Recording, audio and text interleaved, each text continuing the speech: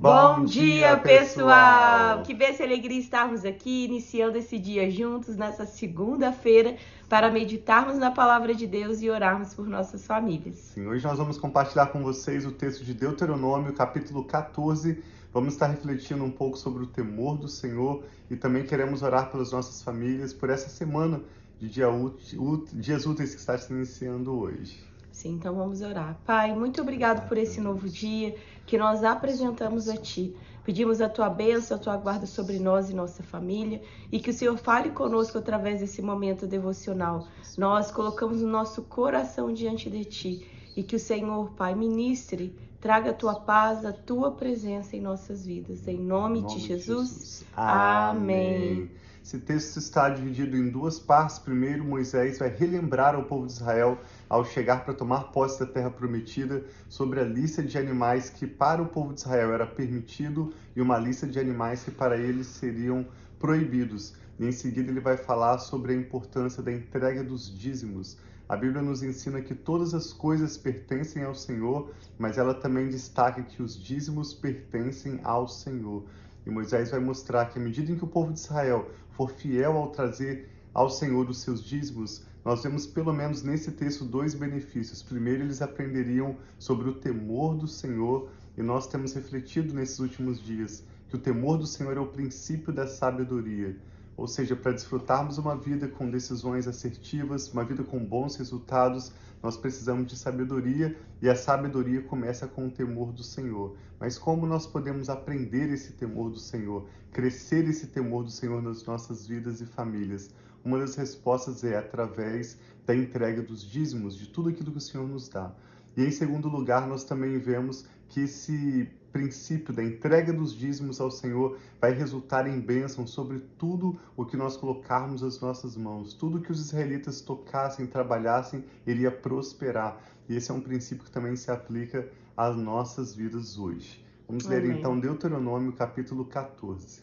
E bom dia para todos vocês que já estão online aí. Bom dia para as nossas mães, que eu acabei de ver que já mandaram uma mensagenzinha ali para nós. Que bom podermos estar aqui juntos para lermos a palavra de Deus e meditarmos naquilo que Deus tem para nós. Animais puros e impuros, vocês são os filhos do Senhor, o seu Deus. Não façam cortes no corpo, nem rapem a frente da cabeça por causa dos mortos, pois vocês são povo consagrado ao Senhor, o seu Deus. Dentre todos os povos da face da terra, o Senhor os escolheu para ser o seu tesouro pessoal. Olha que lindo, esse texto começa mostrando que Israel é chamado como filho do Senhor e também como seu tesouro pessoal.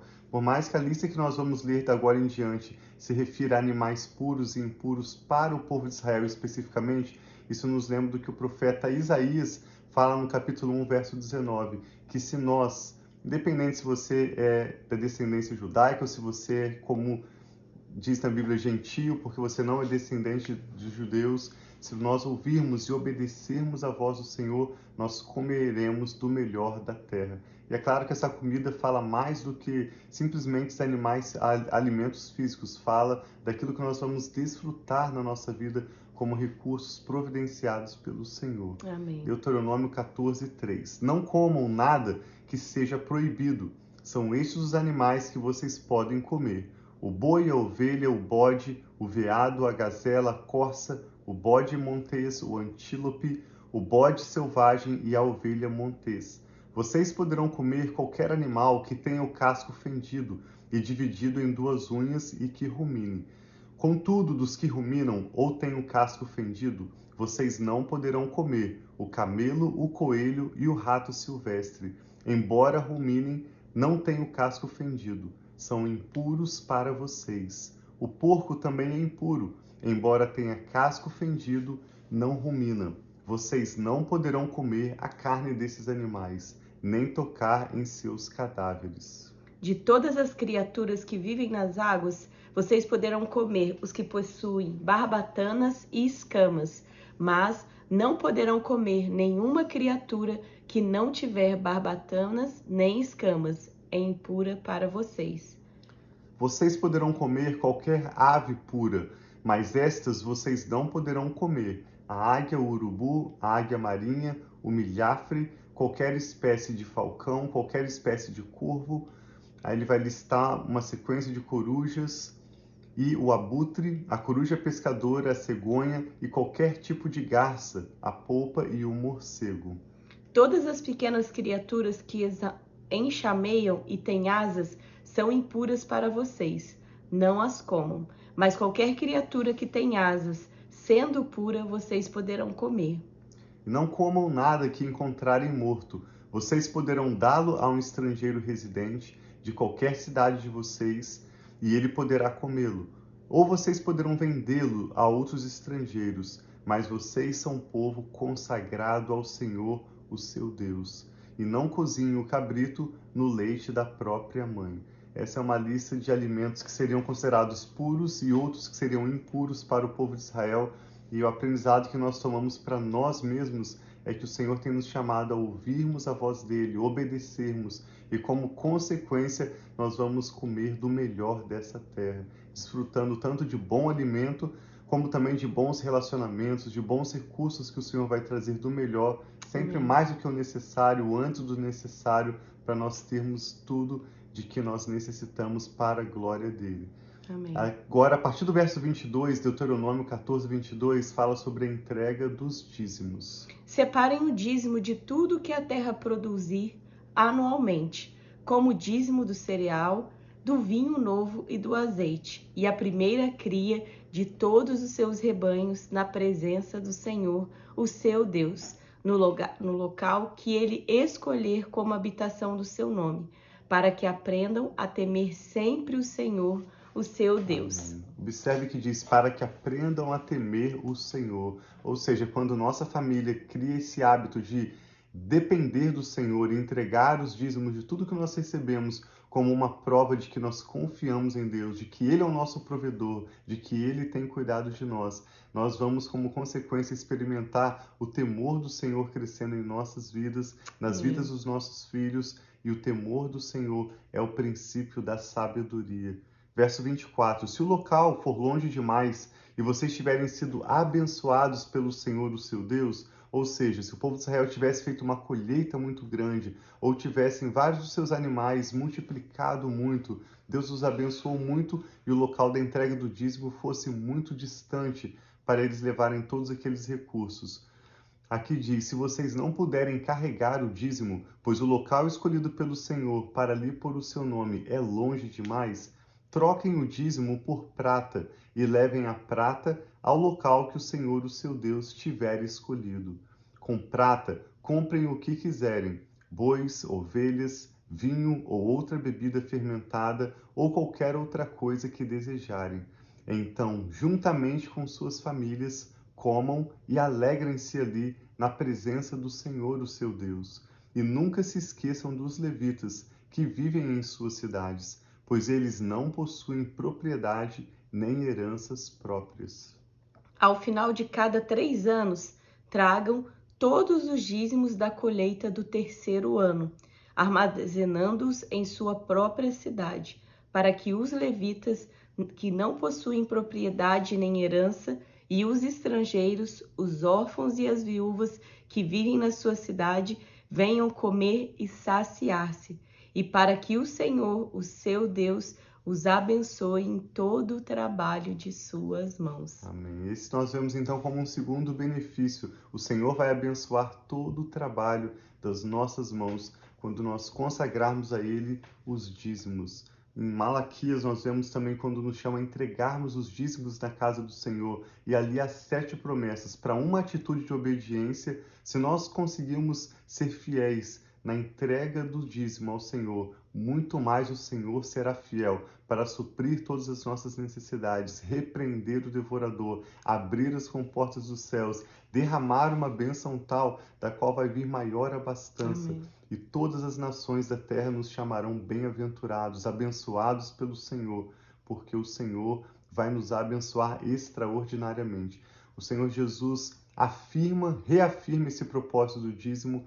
Se você ler no capítulo 23 do Evangelho de Mateus, quando Jesus está conversando com os fariseus, ele fala que eles precisariam valorizar a justiça, a prática da misericórdia E ele diz: vocês sabem entregar os dízimos do hortelã, do cominho, de tudo que vocês produzem. Mas Jesus diz a eles: vocês devem praticar essas coisas sem omitir aquelas. Então Jesus compara o dízimo com a prática da justiça, da misericórdia, mostrando que ambas as atitudes, os princípios são igualmente importantes para o Senhor. Então nós cremos que ao considerar isso, e se você não tem a prática de entregar os dízimos do que você tem recebido ao Senhor, faça uma prova com Deus. Comece à medida em que você, a sua realidade pode, pela fé, entregue ao Senhor e você vai experimentar tantas bênçãos do Senhor. Nós nunca conhecemos, nunca encontramos, nunca ouvimos uma pessoa que nos disse: eu comecei a entregar os meus dízimos ao Senhor e aqueles 10% do meu salário ou de algum recurso que entrava para mim me fez falta porque me prejudicou. Pelo contrário, o que nós ouvimos de todas as pessoas que têm o hábito de entregar os dízimos ao Senhor, o dízimo não é uma obrigação, não é um peso. A Bíblia nos ensina claramente que cada um deve contribuir conforme decidiu no seu coração. Mas é um princípio que a palavra nos ensina, não aqui na lei de Moisés apenas, mas desde o princípio, quando Abel trouxe ao Senhor dos primeiros frutos, das primeiras crias do seu rebanho, e Deus se agradou daquela entrega de Abel e o abençoou. Assim também, por todas as Escrituras, nós vamos ver que esse é um princípio de bênção para a nossa família e também didático, no sentido de nos ensinar que nem todo o dinheiro que nós produzimos, por exemplo, vai ser para o nosso sustento, mas existe uma porção a ser poupada, existe uma porção a ser doada para outras pessoas, existe uma porção a ser investida para o nosso futuro, e tudo começa com uma porção consagrada ao Senhor. Sim, e o fato de nós entregarmos o dízimo, isso também é um ato de fé, porque nós sabemos que Deus tem abençoado os 90% e Ele vai multiplicar. E se nós podemos trabalhar, se nós podemos produzir, né, o nosso sustento, na realidade é Deus que nos dá força, saúde e nos abençoa para que nós possamos ter a inteligência, a sabedoria, a força para executar o nosso trabalho. Então, quando nós falamos que tudo vem de Deus, é porque Deus que nos provê, Ele que nos fortalece, é Ele que abre o nosso entendimento para que nós possamos estar realizando o nosso trabalho e ter esse sustento. E Ele é quem abre as portas. Então, muitas vezes, talvez você pense: nossa, eu recebo tão pouco para todas as necessidades que eu preciso, mas a partir do seu ato de fé, Deus pode ampliar até mesmo a sua influência no seu trabalho, pode ampliar, trazendo novas portas de emprego. Se você está sem trabalho, você pode fazer: Senhor, eu quero tanto entregar o meu dízimo, que eu possa ter a minha oportunidade, que a minha oportunidade chegue. Então, ore, coloca ao Senhor esse propósito de entregar na casa do Senhor. E não pense que o dízimo, muitas pessoas: eu vou dar isso para o pastor. Não, você está entregando como um ato de fé para Deus. E depois, seja a liderança da sua igreja, eles vão prestar conta de como eles têm administrado o dízimo, que é para o Senhor. Então, para servir as pessoas, para abençoar o reino de Deus. Amém. Esse foi o texto de Deuteronômio, capítulo 14. Nós encorajamos vocês, assim como nós fazemos, separar o dízimo de tudo que o Senhor tem trazido como recurso em suas mãos e consagrar ao Senhor como a primeira parte. Certamente o Senhor vai responder com multiplicação, com bênção e, sobretudo, com o temor dele, nos ensinando o temor dele às nossas famílias. O que o Espírito Santo está falando ao seu coração? Vamos orar juntos? Sim.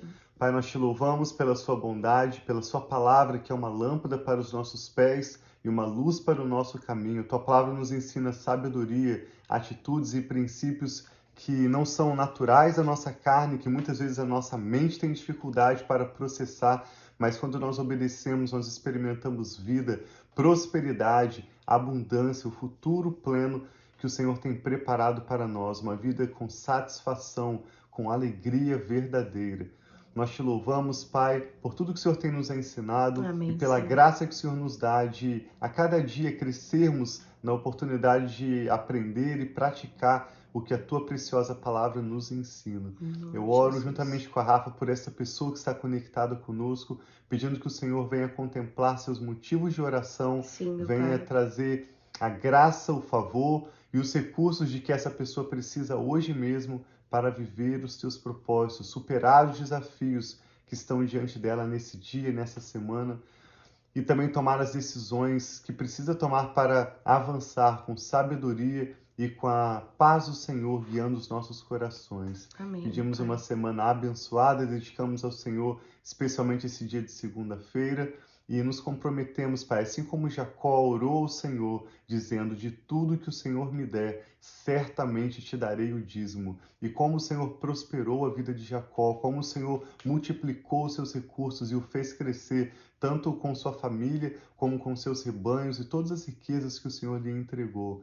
Nós te agradecemos pela sua fidelidade e pedimos que o Senhor guarde essa palavra em nossas mentes e em nossos corações, para que nós possamos lembrar dela e também colocá-la em prática e compartilhá-la com muitos ao nosso redor. Que o nosso testemunho, ó Pai, seja para o louvor da sua glória. Amém, nós abençoamos essa pessoa que está conectada conosco agora, recebendo essa ministração com a tua paz. Abençoamos a sua família com a paz do Senhor, que excede todo entendimento humano. E guarda os nossos corações, as nossas mentes em Cristo Jesus. Receba agora da bênção do Senhor, que nos enriquece e não traz dores. Receba agora do Senhor graça e favor para avançar e ter um dia e uma semana tão abençoados. Em nome do Senhor Jesus. Amém. Então tenha um dia muito abençoado. Bom dia aí para Sil também. Um beijo para todos vocês aí que estão online conosco. Você pode mandar o seu pedido de oração e até mesmo o seu oi, que nós gostamos de saber quem está aqui